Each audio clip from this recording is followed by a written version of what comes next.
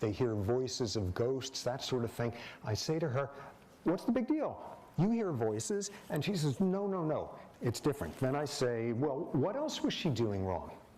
And she says, she killed a goat.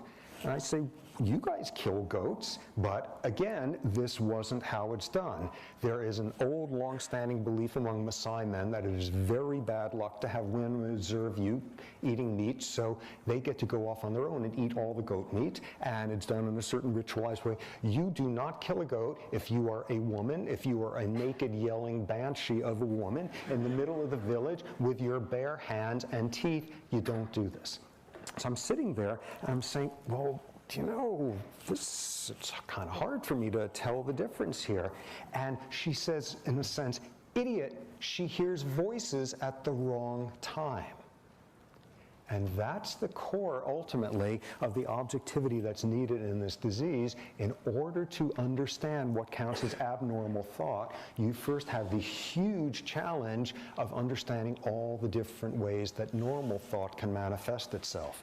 And that is a classic problem in training psychiatrists sitting in some inner city clinic, recognizing that the amount of cultural variety there, the different ways in which you can be normal, is extraordinary and extraordinarily challenging at times. You are on very thin ice deciding you know what counts as abnormal thinking before you have a very wide sense of what can count as normal. Okay, so now let's take a 5-minute break, and all sorts of very accomplished artists over the years who've turned out to be schizophrenic, and schizophrenia is not what made their creativity possible. Schizophrenia is what destroyed their careers. Other question is, so what happened to that woman?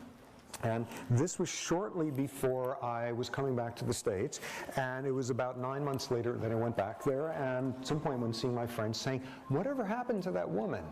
And her response was, oh, she died. Maasai do not like to stay indoors. She died. That's all I ever